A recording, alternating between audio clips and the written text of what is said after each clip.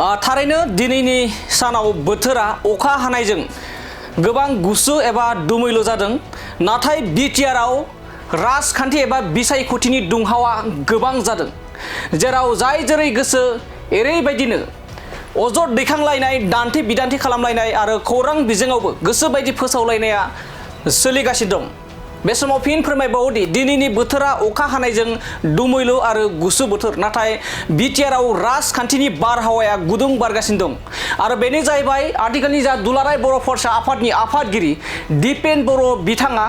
BJP राजखान्थि दोलोआव फैबाय थानाय जा आगस्ट दान बे आगस्ट दानाव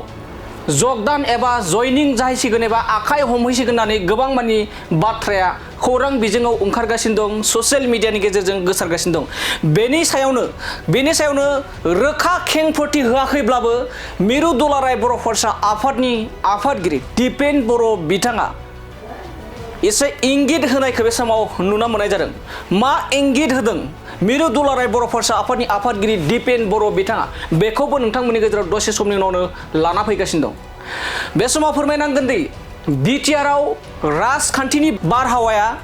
गुदुं बार बारगासिनो दं। बोथोरा अखा जुब जुब हानायजों गुसुब्लाबो नाथाय राजखान्थिनि बारहावाजोंनो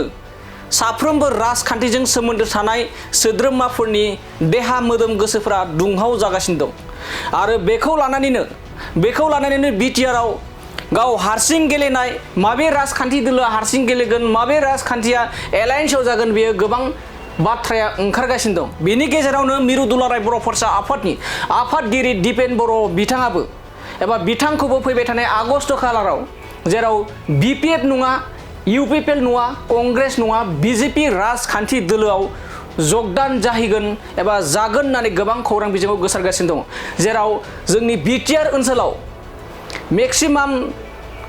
बिजेपि राजखान्थि दोलोनो एबा दोलोनि आखायाव बिटिआर सरकारा थाङोब्ला बर'नि गोबां खहा जागोन काउन्सिलनि गोबां खहा जागोन होननानै माखासे सुबुंफोरा माखासे सोद्रोमाफ्रा फोथायो नाथाय बिजेपि राजखान्थि दोलोआव जगदान जाहैगोना बेसेबां सैथो बेयाव गोबां मानि रायजो राजाफोरा सन्देह दङ आरो बेखौ लानानै ससियेल मिडियाजों गोसारनाय खौरां बिजोङाव गोसारनायखौ लानानै मिरु दुलाराय बर' फरायसा आफादनि आफादगिरि दिपेन बर' बिथाङा रोखा स्पष्ट बाथ्रा बुङाखैब्लाबो नाथाय एसेब्लाबो इंगित होनायखौ बे समाव नुनो मोननाय जादों। बिदिब्ला फैदो मिरु दुलाराय बर' फरायसा आफादनि आफादगिरि दिपेन बर' बिथाङा थारैनो बिजेपि राजखान्थि दोलोआव जगदान जानायनि बाथ्रा गोसारनायाव माबायदि बिथांनिफ्राय स्पष्टकरण होदों जों बिथांनिफ्राय आबुङै खोनासंना लादिनि आरो माबोरैहाय इंगित होदों बिथांमोना थारैनो बिथाङा जगदान जामारगोन नामा दुलाराय बर' फरायसा आफादाव फैबाय थानाय जाबायदि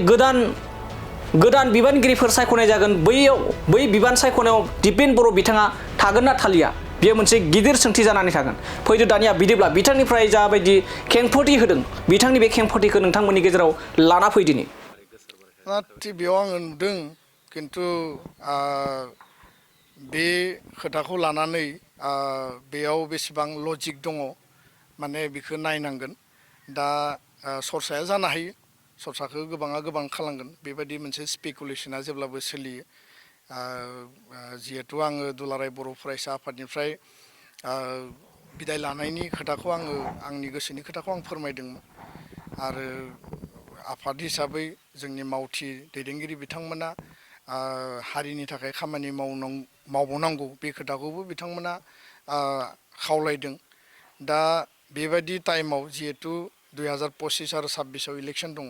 बिसायख'थिनि उन सिगां बेबायदि स्पेकुलेसन बेबायदि सरसा बेबायदिया सोलियो